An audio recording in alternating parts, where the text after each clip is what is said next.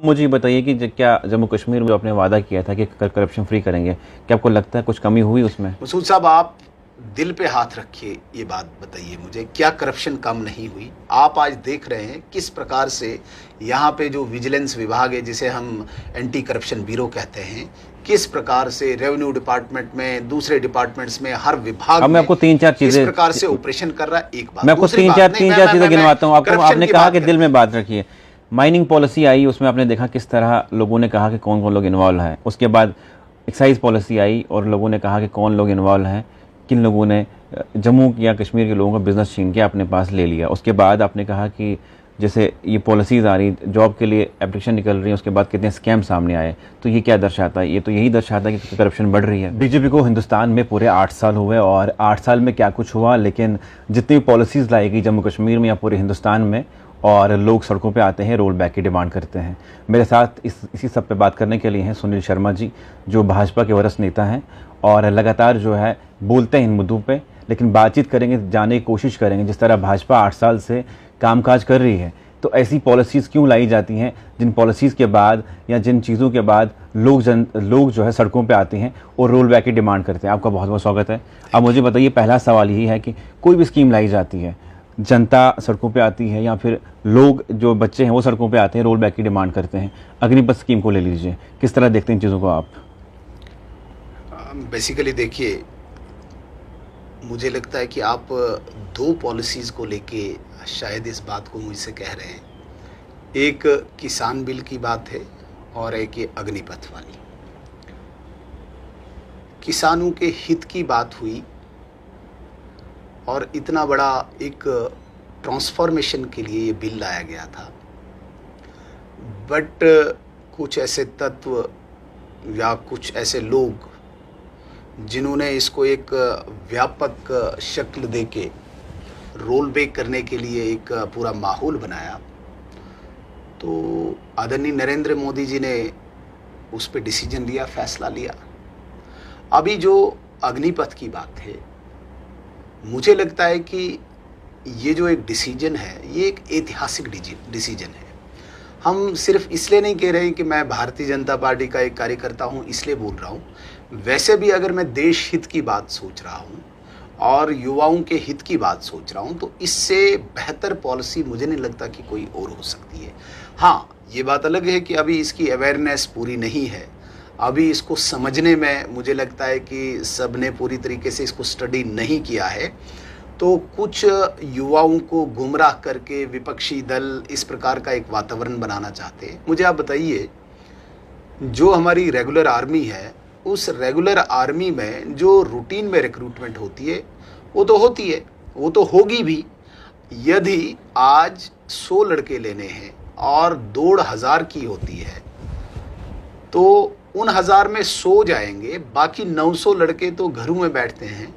अब इस पॉलिसी के तहत 1000 के 1000 जाएंगे, जो 100 वहाँ पे आगे जाने थे वो रेगुलर चले जाएंगे, कन्वर्ट होंगे, और बाकी 900 लोगों को एक जीवन में डिसिप्लिन्ड लाइफ का एक अनुभव मिलेगा। 4 साल के बाद 21 लाख रुपया मिलेगा।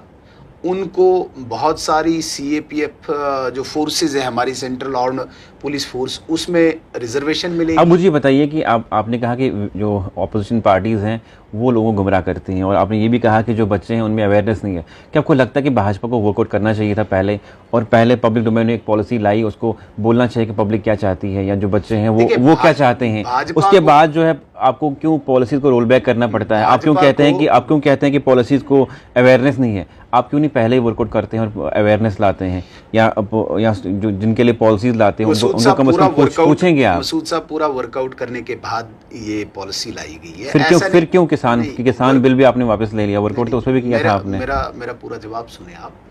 Workout in the interest of youths वो हुआ है कि लोगों के हित में है, इसमें कोई शक नहीं। ये कोई पॉलिसी ओवरनाइट नहीं बनी है। ये पॉलिसी बनने के लिए कितने साल लगे होंगे, कितने महीने लगे होंगे, पूरा कि भाई देश हित इसमें है, युवाओं का हित है। हाँ, एक कमी जो है मुझे लगता है कि जो नौजवानों के बीच में इसको पूरा एक व्यापक पैमाने पे इनको अवेयरनेस की आवश्यकता थी।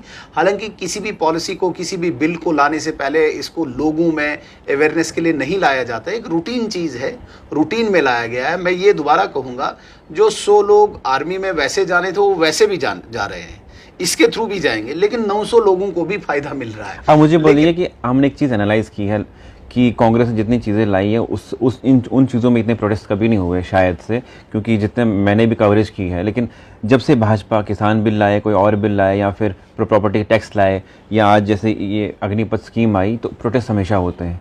और क्यों फिर, जो अगर आप कहते हैं कि यूथ के इंटरेस्ट में ये बिल है, ये स्कीम है, तो फिर यूथ क्यों इतना आज गुस्से में है कि आपके जो वाराणसी कॉन्स्टिट्यूंसी है पीएम की, वहाँ हमें देखने को मिला कि कितना बड़ा प्रोटेस्ट हुआ और रोल बैक की मांग की गई। मैं दोबारा कहूँगा, जब कांग्रेस ने इस प्रकार के कोई बड़े बिल तो लाए नहीं हैं, क्योंकि वो तो इसमें कभी इंटरेस्ट रखते नहीं थे। उनका इंटरेस्ट केवल घोटालों में था। 2G से लेके 3G तक उन्हीं में वो व्यस्त थे। और बड़ी बात है कि भारतीय जनता पार्टी जब विपक्ष में थी, एक जिम्मेदार विपक्ष का रोल भारतीय जनता पार्टी करती है। कभी भी युवाओं को गुमराह नहीं करेंगे, कभी भी वो देश की प्रॉपर्टी को नुकसान के लिए कभी उकसाएंगे नहीं। ये कांग्रेस है या अन्य दल हैं या रीजनल पार्टीज़ हैं अलग अलग प्रदेशों में, जो बिल्कुल सिकुड़ चुकी हैं, जो बिल्कुल खात्मे पे हैं, उनको इस वक्त कुछ और नहीं दिखता है। कोई ऐसी बात, कोई ऐसी पॉलिसी जिसको गलत शेप देके युवाओं में या लोगों में ले जाते हैं। मैं दोबारा आपको कहूँगा, आप यकीन मानिए मसूद साहब, आपको मैं दोबारा इस बात पर इंटरव्यू देने के लिए तैयार हूँ। आप कुछ दिनों के बाद देख लीजिए, युवाओं में जो ही इस बात की पूरी मैं कहता हूँ कि बात पहुँचेगी, पूरा इस विषय पर पूरी स्टडी होगी, युवा इसके हित में, युवा इसके हक में खड़े होंगे। और तब इन लोगों का, जो लोग उकसा रहे हैं इस पॉलिसी के अगेंस्ट में या इस सरकार के अगेंस्ट में, उनका मुंह काला हो जाएगा। मैं स्पष्ट कहना चाहूँगा, क्योंकि युवाओं के हित में है, युवाओं के हक में है, देश के हित में है। अभी मैं दोबारा से कहूँगा कि कुछ लोग इसको गलत शक्ल देके युवाओं के बीच में एंगर पैदा करना चाहते हैं, इस वजह से ये प्रोटेस्ट हुई। अब मुझे बताइए कि आपने कहा कि कांग्रेस जो है कभी बिल लाती नहीं, सिर्फ उनने घोटाले किए। जम्मू कश्मीर में लगातार जितनी भी सिलेक्शंस होती हैं, जितने भी एग्ज़ाम्स होते हैं, उसके बाद जो है कोई ना कोई घोटाला सामने आता है। और ये भाजपा के 8 साल के कार्यकाल में ही हुआ। फायर सर्विस का आप ले लीजिए, जितनी भी सिलेक्शन हो उसके बाद घोटाला सामने आया है। अभी जो है हाल ही में जो चल रहा है जम्मू कश्मीर, ऐसा ही जो सिलेक्शन होनी थी उस पर घोटाले हुए। और वो जो घोटाले हो रहे हैं वो आपके कार्यकाल में हो रहे हैं। आपने तो वादा किया था जम्मू कश्मीर में जो है करप्शन फ्री करना हमने, और आज ही जो है इतनी करप्शन हो रही है। जिन बच्चों ने एग्ज़ाम दिए, जिन बच्चों ने ये सब चीज़ें की, जिन बच्चों ने, सही सुनिए सवाल, बच्चों ने प्रिपरेशन की, उनका गुस्सा आपके लिए है, क्योंकि जम्मू कश्मीर दिल्ली से आज कंट्रोल हो रहा है। आज क्यों नहीं जम्मू कश्मीर में ये चीज़ें रुक रही हैं, क्यों ये सब चीज़ें हो रही हैं? जम्मू कश्मीर में जब भी प्रीवियस गवर्नमेंट्स थी, उन्होंने नौकरियां बेची। ये मैं कहीं पे भी प्रूव कर सकता हूँ। आप ऐसा भी देख सकते हैं, एक आम व्यक्ति को उन्होंने IAS तक पहुंचाया, IAS काडर में इंडक्ट किए हैं, एक सिंपल एक आम व्यक्ति को जिसने कोई एग्जाम नहीं पास किया। जम्मू कश्मीर में माइनिंग बिकती थी, जम्मू कश्मीर में जंगल बिकते थे, जम्मू कश्मीर में कॉन्ट्रैक्ट बिकते थे, जम्मू कश्मीर में नौकरियां बिकती थी। कहीं पे भी लोगों को एक प्रॉपर चैनल में नौकरियां नहीं मिलती थी। घोटाले इतने होते थे कि सर से लेके पांव तक, पांव से लेके सर तक वो सरकारें इसमें लिप्त थी। आप इस बात की बधाई दीजिए, इस बात की मुबारकबाद दीजिए कि पहली बार जहां पे इस प्रकार की जो जॉब पॉलिसी या जॉब रिक्रूटमेंट आ रही है, थोड़ा सा भी कहीं पे कोई गलत करता है, एकदम उसे दबोचा जाता है। This shows the transparency of central government. यही पारदर्शिता है। यदि ये किसी दूसरी सरकार में हुआ होता, चाहे SI का है, चाहे फायर ब्रिगेड का है, तो बात दब गई होती। लोगों ने अपने रिश्तेदारों को, अपने दोस्तों को, अपने जो चाहने वाले हैं उनको कर दिया होता। लेकिन पहली बार ऐसा हुआ मसूद साहब। देखिए, SSRB जो है, PSC जो है, ये ऑटोनमस बॉडीज है। इनको डायरेक्ट कोई नियंत्रण कोई सरकार नहीं करती है, ऑटोनमस बॉडी रखी होती है। अब ब्लैक शीप्स ऐसे हैं, अगर आपके तंत्र में लोग ऐसे हैं, उन्हें तो मोदी जी हर जगह पे खड़ा नहीं रहेंगे ना।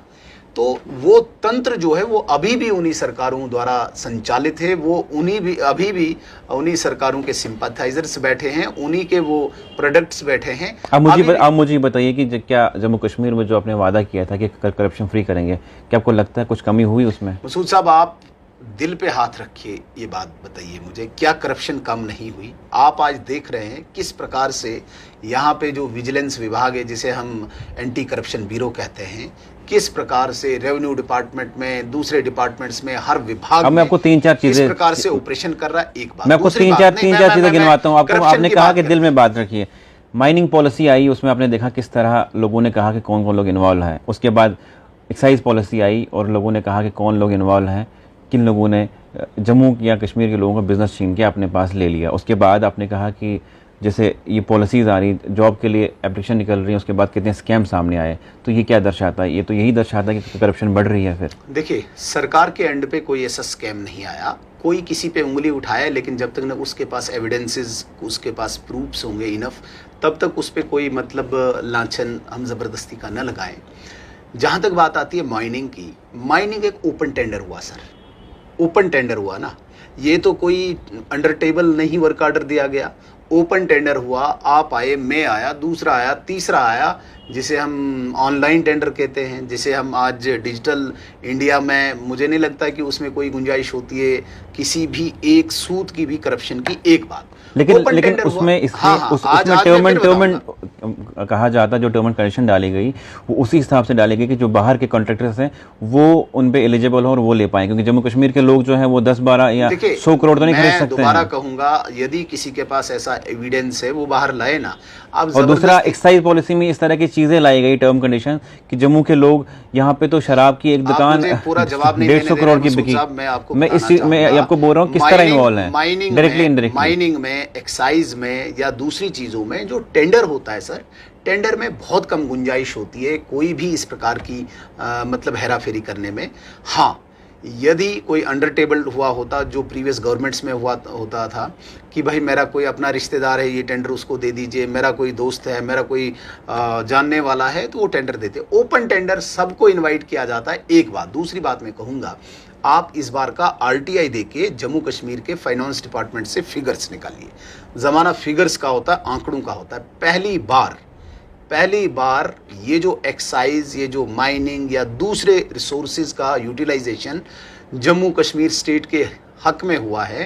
तो मुझे मोटा मोटा आंकड़ा एग्जैक्ट नहीं बताऊंगा, लगभग मुझे लगता है कि 7,000 करोड़ रुपए का फ़ायदा जम्मू कश्मीर को हुआ। पहली बार जो सेंट्रल स्पॉन्सर्ड स्कीम्स थी, उनका जो शेयर स्टेट गवर्नमेंट ने देना होता था वो नहीं जाता था, और सेंट्रल स्कीम्स जो थी अदर में लटकी होती थी। फर्स्ट टाइम उन सारी स्कीम्स में पैसा दिया गया और उन स्कीम्स को चालू किया गया। एक बात, यहाँ पे जो कर्जा 4,500 करोड़ रुपए का था, वो कर्जा उतारा गया स्टेट के उससे। यहाँ पे जितने भी कंट्रैक्टर्स के जो लाइबिलिटीज़ थी, मैक्सिमम, मैं सारी तो नहीं कहूँगा, मैक्सिमम लाइबिलिटीज़ को उतारा गया। ये सब कब पॉसिबल हुआ? जब आपने ट्रांसपेरेंसी लाई। एक बात, ट्रांसपेरेंसी की बात कर रहा हूँ मैं, आंकड़ों पे जाना चाहिए। आज फाइनेंस डिपार्टमेंट से आप आरटीआई दे के निकालिए, जहाँ पे आपने कर्जा चढ़ाया था कर्जा उतारा, जहाँ पे ठेकेदार इंतजार कर रहे थे पेमेंट के लिए, वहाँ पे आपने लाइबिलिटी को उतारा, जहाँ पे सेंट्रल स्पॉन्सर्ड स्कीम्स के पास, स्टेट के पास शेयर नहीं होता था, वो किया आपने। दूसरी बात मैं कहूँगा, आप सिंपल एक आरडीडी डिपार्टमेंट लीजिए। आरडीडी डिपार्टमेंट में चाहे वीएलडब्ल्यू हो, चाहे जीआरएस है, चाहे उसका एग्जिन है, चाहे जेई है, सब लोग कहीं न कहीं मतलब लूप होल उनको मिलते थे, जो भी लोग इसमें इन्वॉल्व होते थे करप्शन में। आज जिस प्रकार से जनधन योजना के तहत 37 से 42 करोड़ ये बैंक खाते खुले, आज डायरेक्ट डीबीटी के तहत उनको पैसा डायरेक्ट अकाउंट में आता है। ट्रांसपेरेंसी है। आप देख लीजिए, फूड डिपार्टमेंट में राशन जब चलता था, कोई इसका सिर पैर नहीं होता था, कोई इसका अकाउंटेबिलिटी नहीं होती थी। जब आधार के साथ लिंक किया गया, आज एक स्टोर कीपर है, चाहे टीएसओ है, चाहे फूड में कोई भी है, 1 किलो की भी हेराफेरी नहीं कर सकता है। बाकी जगह पे आप देख लीजिए, आपको इस बात। आप मुझे बताइए, जो स्कैम हुए, पीएसआई का स्कैम जो हुआ, सब इंस्पेक्टर का स्कैम, अपोजिशन पार्टीज जो है उन सबों ने प्रोटेस्ट निकाले। क्या आपको लगता है कि भाजपा जो है आने वाले दिनों में किस तरह इनको, जो कैंडिडेट हैं उनको सपोर्ट करेगी? क्योंकि जो बच्चे हैं उनकी लाइफ तबाह हो रही है। अगर इन्वेस्टिगेशन में बैठेगी तो 2-3 साल लग जाएंगे। किस तरह इन चीज़ों को निकाला जाएगा? भारतीय जनता पार्टी इस एंड पे है कि इनका जो भी इश्यूज होते हैं उनको एड्रेस किया जाए। हम प्रोटेस्ट करने के एंड पे नहीं है। अपोजिशन ने प्रोटेस्ट करना है, दैट इज देयर ड्यूटी। आप किस तरह हल निकालेंगे इसका? हम जो लोग हैं, जो हमारा तंत्र है, विशेषकर केंद्र में या सेंटर के अलावा यहाँ पे स्टेट में, उस तंत्र को हम कहीं न कहीं ये बात पहुँचाते हैं कि यदि यहाँ पे गलत हुआ, अभी तो कोई प्रूव्ड स्कैम नहीं है, लेकिन जो भी बात आई है आप देख लीजिए, इंस्टेंटली यहाँ पे टीम कॉन्स्टिट्यूट की गई और जो एलिगेशंस, जो आरोप आए, उन आरोप को सिद्ध करने के लिए, उन आरोपों को लोगों के सामने लाने के लिए, या जो भी इनके गिले शिकवे थे उनको सामने लाने के लिए टीम कॉन्स्टिट्यूट की गई। और पीएसआई का जो अभी तक जो जिसे हम कहेंगे स्कैम कहें या जो भी इस पे एलिगेशंस है, उनके लिए कमेटी बनाई गई है ताकि ये दूध का दूध और पानी का पानी निकले। ये भारतीय जनता पार्टी है कि जो ये कर सकते हैं। पहले यहाँ पे नौकरियां, मैं दोबारा से कहूँगा, बेची गई, आज तक उनका कोई भी रिकॉर्ड नहीं है। तो भारतीय जनता पार्टी ही ऐसी पार्टी जो पारदर्शिता को लाती है और पारदर्शिता सामने रख के ये कमेटी बनाई गई है। स्कैम इस प्रकार का आज तक कहीं पे भी किसी गवर्नमेंट डिपार्टमेंट में आप नहीं कह सकते हैं कि भारतीय जनता पार्टी के दौर में हुआ है। जहाँ तक एसएसआरबी की बात है, ये एक ऑटोनमस बॉडी है और मैं ये कहूँगा कि अभी हम ये कह भी नहीं सकते हैं कि भाई ये स्कीम प्रूव्ड है। ठीक है, कमेटी बैठी है, जब वो अपनी रिपोर्ट देगी तो जो वो आउटकम उसका आएगा, उसके बाद इस पे बात की